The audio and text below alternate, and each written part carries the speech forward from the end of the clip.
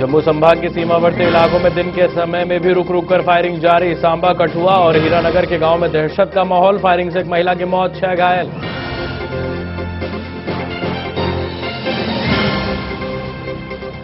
लगातार cease fire का उल्लंघन होने के चलते सीमावर्ती लोगों ने शुरू किया पलायन। सेना और पुलिस प्रशासन ने लोगों को सुरक्षित स्थानों पर किया शिफ्ट। राजनाथ सिंह ने कहा, गोलीबारी बंद करे पाकिस्तान।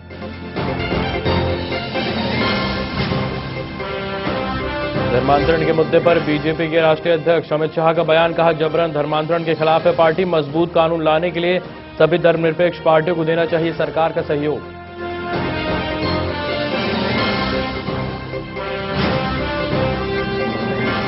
बसपा की अध्यक्ष कुमारी मायावती ने साधा मोदी सरकार पर निशाना। कहा, 6 महीने में पूरी तरह से फ्लॉप रही है केंद्र सरकार। दलितों के साथ हर सेक्टर में किया गया है पक्षपात।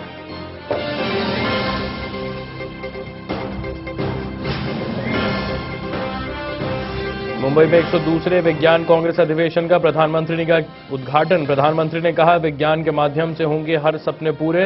विज्ञान क्षेत्र में अनुसंधान बढ़ाने पर सरकार देगी जोर।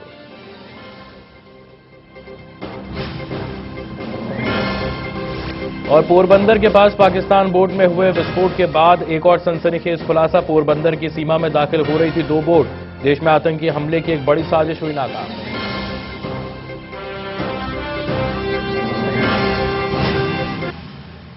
नमस्कार, आप देख रहे हैं गुलिस्तान न्यूज। मैं हूं अभिषेक त्रिपाठी और इस वक्त के बुलेटिन में आप सभी का स्वागत है।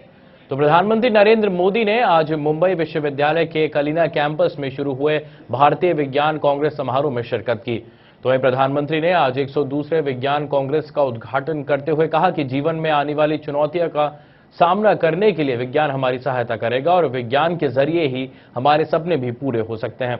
प्रधानमंत्री ने इसके साथ ही कहा है कि हमारा विकास सीधे तौर पर विज्ञान से जुड़ा हुआ है। उन्होंने कहा कि अपनी उपलब्धियों पर हमें गर्व है, लेकिन अभी कई और चुनौतियों का सामना करना बाकी है और इन चुनौतियों से निपटने में विज्ञान हमारी सहायता करेगा।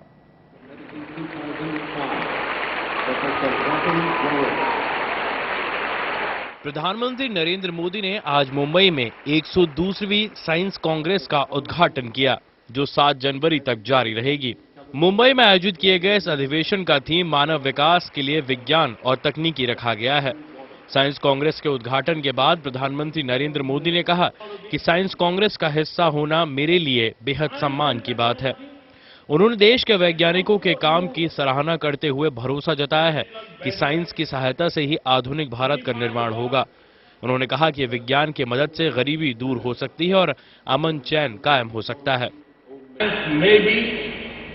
The product of human brain, but it is also driven by the compassion of human heart, the desire to make human life better.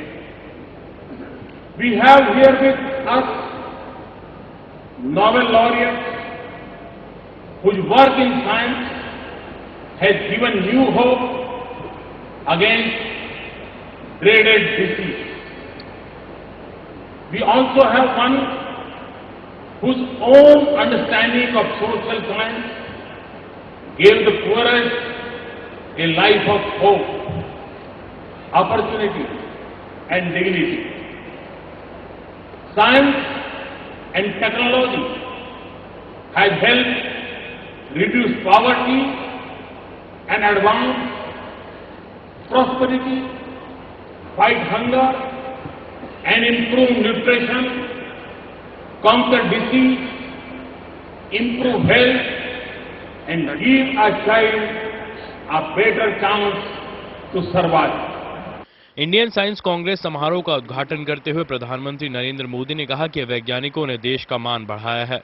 Bharat के मंगलयान की कामयाबी का क्रेडिट वैज्ञानिकों को दिया जाता है और इसी मौके पर प्रधानमंत्री ने कहा कि उन्होंने पहले ही प्रयास में ऐसी शानदार सफलता हासिल की है, जो कि गर्व की बात है। प्रधानमंत्री ने कहा कि मानव विकास सीधे तौर पर विज्ञान से जुड़ा है। साइंस से देश की बेहतर तरक्की हो सकती है। विज्ञान की अहमियत का जिक्र करते हुए मोदी ने कहा कि साइंस की कोई सीमा नहीं है। उन्होंने कहा कि हमें रिसर्च को बढ़ावा देना होगा और इसके लिए फंड की कभी कोई कमी नहीं आने दी जाएगी।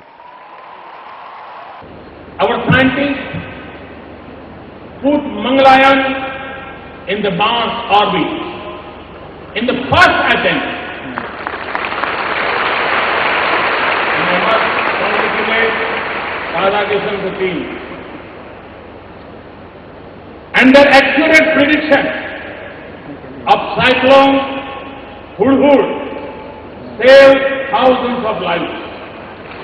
Our nuclear scientists work for our energy security, and they have also placed India at the Asian forefront in cancer research and treatment. Our achievements give us pride, but they do not blind us to the enormous challenges that we face in India. We are at another moment of expectation and excitement as we were at the birth of independent India. There is a mood of optimism for change in the country, the energy to pursue it, and confidence to achieve it.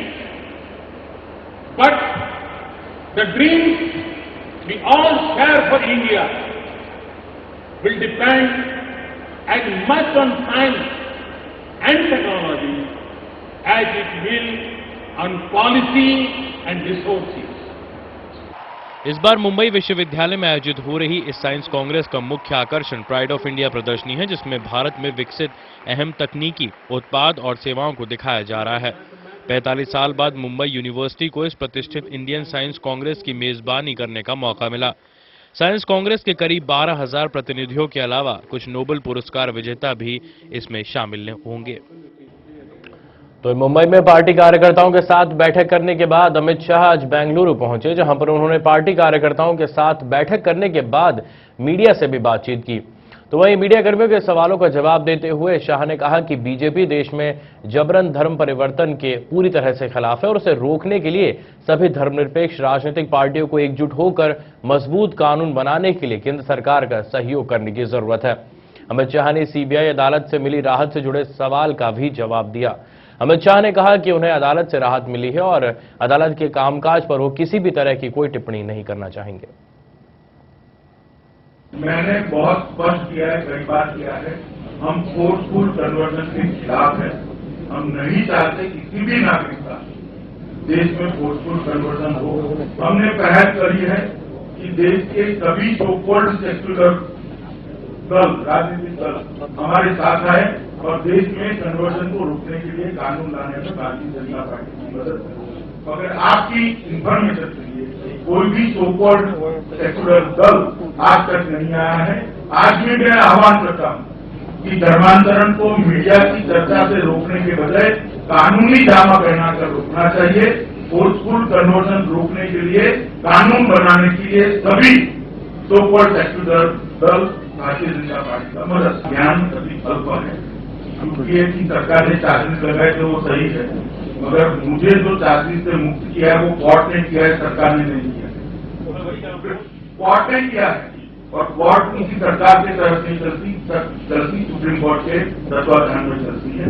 और इस मामले में मैं कोई comment नहीं करना चाहता, मेरी पार्टी और मेरे लॉयर करती। वहीं बसपा सुप्रीमो मायावती ने केंद्र में नरेंद्र मोदी सरकार को जमकर आड़े हाथ लिया। लखनऊ में बसपा के मुख्यालय में आयोजित एक प्रेस कॉन्फ्रेंस में मायावती ने केंद्र सरकार को एक ड्रामेबाज सरकार बताया। उन्होंने कहा कि केंद्र सरकार हर मोर्चे पर फेल साबित हुई है और इसी के साथ 6 महीने का कार्यकाल तो सिर्फ एक छलावा ही साबित हुआ है। उन्होंने कहा कि मोदी सरकार ड्रामा करने के अलावा और कुछ नहीं कर रही है और इस सरकार ने लोगों को अच्छे दिन का सपना दिखाया, लेकिन सरकार सिर्फ चंद पूंजीपतियों के हाथों में खेल रही है। अभी हाल ही में देश के कुछ राज्यों में हुए विधानसभा चुनावों में भी इसका काफी कुछ फायदा उठाया है, लेकिन इनका ये ड्रामा देश में अब ज्यादा लंबे समय तक यहाँ आगे चलने वाला नहीं है और खासतौर से उत्तर प्रदेश में तो अब यहाँ आगे कतई भी चलने वाला नहीं है। इसके साथ ही इस समय देश में डीजल व पेट्रोल की कीमतें भी केंद्र सरकार की मेहरबानी से नहीं बल्कि इनकी कीमतें अंतर्राष्ट्रीय बाजार में गिरने की वजह से ही कम हुई है।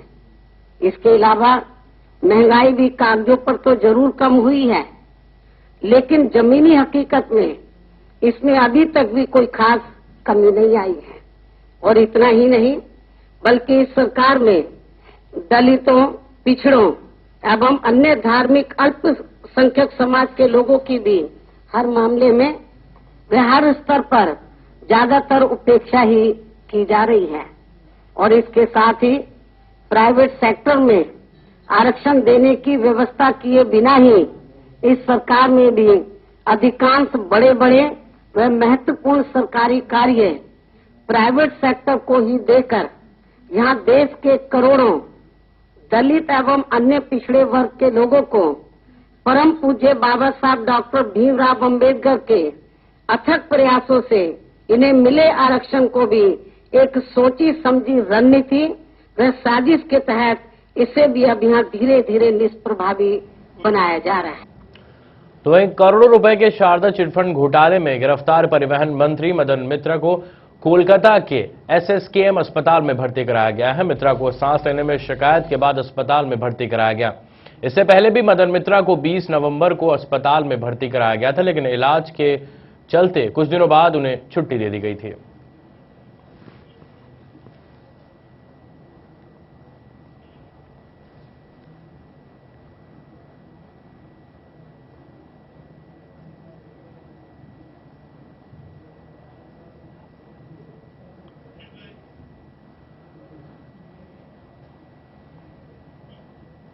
तो वहीं गुजरात के समंदर में पाकिस्तान की घुसपैठ नाकाम करने के बाद अब खुलासा हुआ है कि जिस बोट में धमाका हुआ था उसमें सवार 4 आतंकियों में से 2 ने लाइफ जैकेट के साथ समंदर में उन्हें कूदते हुए देखा गया। तो इन सूत्रों के मुताबिक इन दोनों को पकड़ने के लिए सर्च ऑपरेशन जारी है। इसके साथ ही खुलासा हुआ है कि पाकिस्तान की तरफ से एक नहीं बल्कि 2 बोट्स पोरबंदर की दिशा में आगे बढ़ रही थी।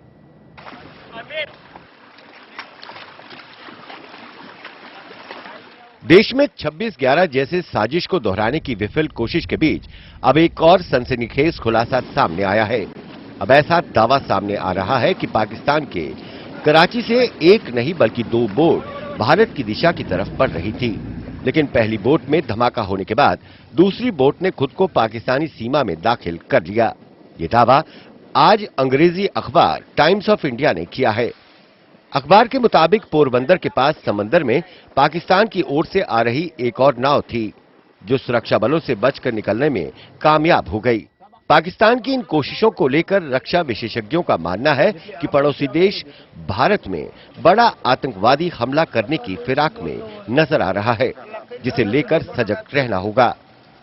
मैं समझता हूँ कि बहुत ही चिंता का विषय होगा हिंदुस्तान की सिक्योरिटी एजेंसीज के लिए, मगर एक बात ये जरूर दर्शाता है कि पाकिस्तान हर मुमकिन कोशिश कर रहा है कि हिंदुस्तान के अंदर किसी न किसी तरह से कुछ उपद्रव करने की, बड़ा मिलिटेंट स्ट्राइक करने का उनका इरादा नजर आता है। सूत्रों के मुताबिक 31 दिसंबर की रात पाकिस्तान से 2 नावें चली थीं, जिनमें से एक नाव को कोस्ट गार्ड ने रोकने की कोशिश की थी। इसके बाद उसमें सवार आतंकियों ने खुद को उड़ा लिया था। खुफिया सूत्रों ने जानकारी दी है कि कराची से चली दूसरी नाव को भी पोरबंदर के पास समंदर में देखा गया था, लेकिन जब पहली बोट में धमाका हो गया तो दूसरी बोट ने अपना रास्ता मोड़ लिया और वो वापस पाकिस्तान के समुद्री क्षेत्र में दाखिल हो गई। इस दूसरी बोट के बारे में और जानकारी जुटाने की कोशिश की जा रही है। इस बीच भारत के सभी बंदरगाहों पर अलर्ट जारी कर दिया गया है। सुरक्षा एजेंसियों ने समुद्री सीमा पर पेट्रोलिंग बढ़ाने के निर्देश दिए हैं। एजेंसियों ने चेतावनी दी है कि दक्षिण भारत के राज्यों पर समंदर के रास्ते हमले की योजना बनाई जा रही है। Bureau report.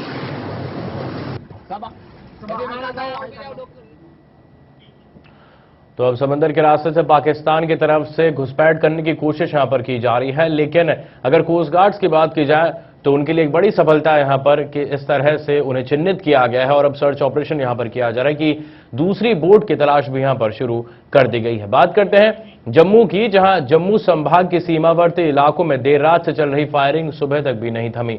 जम्मू के सांबा, कठुआ और हीरानगर में आज सुबह भी पाकिस्तान की तरफ से रुक रुक कर फायरिंग को अंजाम दिया गया, जिसमें 6 से ज्यादा लोग घायल हुए हैं। इसके साथ ही पाकिस्तान की फायरिंग से घायल हुई एक महिला ने इलाज के दौरान दम तोड़ दिया। इसी बीच पाकिस्तान की तरफ से भी एक लड़की की मौत होने की खबर मिली है। लगातार हो रही फायरिंग के चलते प्रशासन ने सांबा, कठुआ और हीरानगर के कई गांवों को खाली कराना शुरू कर दिया और पीड़ित परिवारों को सुरक्षित स्थानों की ओर शिफ्ट किया जा रहा है।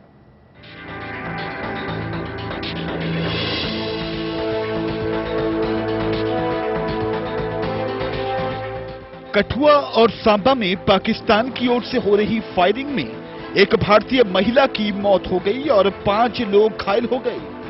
उधर पाक मीडिया रिपोर्ट के मुताबिक फायरिंग की चपेट में आकर एक पाकिस्तानी लड़की की भी मौत हो गई। एक अन्य घटनाक्रम में पाकिस्तान के नेताओं ने भारत के खिलाफ शुक्रवार को एक प्रस्ताव पारित किया, जिसमें बीएसएफ की गोलीबारी में पाकिस्तानी सैनिकों के मारे जाने की निंदा की गई है। जम्मू संभाग के सीमावर्ती इलाकों में लगातार हो रही फायरिंग के चलते ग्रामीण इलाकों में दहशत का माहौल है। लोग लगातार पलायन करने के लिए मजबूर हो रहे हैं। लोगों का कहना है कि देर रात के अलावा आज सुबह भी फायरिंग होती रही, जिसके चलते वो सुरक्षित ठिकानों की तरफ भाग रहे हैं। लोगों ने तुरंत सहायता न मिलने पर प्रशासन के प्रति भी गुस्सा जाहिर किया है। रात को ऐसा हुआ कि हमने खाना भी नहीं खाया था, तो 9:30 बजे ऐसा फायरिंग हुआ कि हमारे घर में एक थोड़ी साइड लेकर उधर पे आती, एक फिंगर साइड हमारे घर में ही पड़ी। बाकी एक गऊ पर पे है, तो गऊ भी भलाइयाँ हुई है। अभी ऐसे ही घूम रहे हैं, कहीं उधर जाते हैं कभी उधर जाते हैं, ठिकाना तो कोई हमारा है नहीं है। फायरिंग कल से चल रही है और पूरी रात भर फायरिंग चलती रही है, लेकिन मैं पहले सबसे पंगदौर के जो लोग हैं इनका हम बहुत इनके शुक्रगुजार हैं कि जिन्होंने हमें जहां चाय वगैरह का हमारा इंतजाम जहां किया है। मैं सबसे पहले इनका शुक्र अदा करूँ। 3-4 आदमी जख्मी हुए हैं, मवेशी भी जख्मी हुए हैं। मैदान में जो रोड है, रोड के पास ही घर के साथ ही जो घर हैं वहां पर हमारे गोले पड़े हैं वो, और एक मवेशी भी मरे हैं। हाँ जी, किस तरह का सहमा हुआ पूरे गाँव में? पूरा गाँव सहमा हुआ है। रात भर हम ना सोए हैं ना बस एक मकान की मतलब एक साइड पर लगकर सारी पूरी रात ऐसे ही रहे हम, और पूरी रात बड़ी फायरिंग चलती रही है। लेकिन हमें अफसोस ये है कि अभी तक हमारा सुबह से 4 बजे तक कोई नहीं आया था। अभी हम खुद वहां से भागे हैं, कोई कपड़े लाया है, कहीं ऐसे ही आ गए हैं बेचारे, कोई किसी ने भी पूछा नहीं है। पाकिस्तान की तरफ से की जा रही भीषण गोलीबारी और गोले दागे जाने के निशान सीमावर्ती इलाकों में स्पष्ट रूप से देखे जा सकते हैं। आप भी देख सकते हैं कि किस तरह गांव की सड़कों पर गोले के खोल गिरे हैं और दीवारों पर भी गोलीबारी के ताजा निशान दिख रहे हैं। इसी बीच सांबा के डीएसपी का कहना है कि उन्होंने प्रभावित लोगों को सुरक्षित स्थानों पर भेजने की व्यवस्था शुरू कर दी है। कल शाम को देर शाम से 6:30 बजे शेलिंग पाकिस्तान की तरफ से हुई थी, तो उसके बाद ये 4 बजे तक चलती रही। दोनों तरफ से मोटर चले हैं, इधर से भी रिटेलिएशन हुई है। तो जहाँ से इस दहशत से काफ़ी लोग यहाँ से माइग्रेशन हो गए, कम से कम इस वक्त तक 150-200 के करीब चले गए। इस सिलसिले में हमने माइग्रेशन के लिए यहाँ के लोगों की फैसिलिटी के लिए पुलिस की गाड़ियाँ भी हमने लगाई हैं, वो शायद आपने रास्ते में देखी होंगी। तो उसके साथ साथ सिविल गाड़ियों से भी लोग जा रहे हैं। अभी भी ये सिलसिला जारी है। तो यहाँ पर कुछ घर भी डैमेज हुए हैं। एक यहाँ आपके सामने ये घर है, यहाँ पर भी इसमें शल गिरा है। तो साथ में बेनगढ़ में वहाँ भी 2-3 आदमी वहाँ पर भी जख्मी हुए हैं, उनको हॉस्पिटल लिया गया है। हम लोग यहाँ पर ही हैं लोगों की फैसिलिटी के लिए। यहाँ सुबह शेलिंग कितने बजे बंद हुई है? सुबह अभी ये 4 बजे बंद हुई थी, फिर 6 बजे के बाद दोबारा शुरू हो गई है। तो अभी तक चल रही है। अभी लास्ट कोई 10-15 मिनट से अभी बंद है। तो जिस एरिया में हम लोग खड़े हैं जहाँ पर भी शेलिंग हो रही है, तो अभी फिलहाल बंद है। अभी पाकिस्तान की तरफ से की जा रही गोलीबारी के कारण जो ग्रामीण लोग घायल हुए हैं, उन्हें इलाज के लिए जम्मू के जिला अस्पताल में दाखिल कराया गया है। इसी बीच सांबा के जिला उपायुक्त मुबारक सिंह भी मौके का जायजा लेने के लिए प्रभावित गांवों में पहुंचे। जिला उपायुक्त ने कहा कि लोगों को सुरक्षित स्थानों पर भेजने के लिए प्रशासन ने पुख्ता प्रबंध किए हैं। देखिए, अक्रॉस दी बॉर्डर कल से फायरिंग हो रही है और रात को फायरिंग होती रही। सुबह थोड़ी देर फायरिंग जो है बंद हुई और अभी भी इंटरमिटेंटली जो फायरिंग हो रही है, जिसमें हमारे 1 कैजुअल्टी हो गई है और 3 सीरियसली इंजर्ड हुए हैं। और जो इंजर्ड हैं उनका इलाज किया जा रहा है और उनको गवर्नमेंट मेडिकल कॉलेज हॉस्पिटल में शिफ्ट किया हुआ है। बाकी जहां तक लोगों के सेफ्टी का सवाल है, जो जीरो लाइन पे हैं, जो फायरिंग से प्रभावित होने वाले एरियाज हैं, उनसे उनको सेफर जगह में लाने का पूरा प्रबंध किया जा रहा है और जो सेफर प्लेसेस में कैंप्स हैं, जो शिविर हैं, वो हमने लगाए हुए हैं। अरब सागर के रास्ते भारत में 26/11 जैसा हमला दोहराने का मंसूबा नाकाम होने से बौखलाए पाकिस्तान ने अपनी खींच शुक्रवार रात सांबा, रामगढ़ व हीरानगर में अंतर्राष्ट्रीय सीमा पर 18 चौकियों को निशाना बनाकर उतारी। पाकिस्तान ने गोलीबारी के साथ मोर्टार के गोले भी दागे। सीमा सुरक्षा बल ने भी पाकिस्तान को करारा जवाब दिया और 5 पाकिस्तानी रेंजर्स को मार गिराया। वहीं सीमा पार से गिर रहे गोलों से सीमांत क्षेत्रों में दहशत का माहौल है। पाकिस्तान ने रात करीब 9:30 बजे सांबा व हीरानगर की देगाल, चचवाल, चलाड़िया, मावा, पंसर, मनियारी सहित विभिन्न चौकियों पर अचानक अत्याधुनिक हथियारों से भारी गोलीबारी शुरू की दी। इसके साथ पाक रेंजर्स ने मोर्टार भी दागना शुरू कर दिए। कुछ ही देर बाद से रामगढ़ में भी गोलीबारी शुरू होने लगी थी। तो इस वक्त के बुलेटिन में फिलहाल इतना ही। मुझे दें इजाजत। नमस्कार।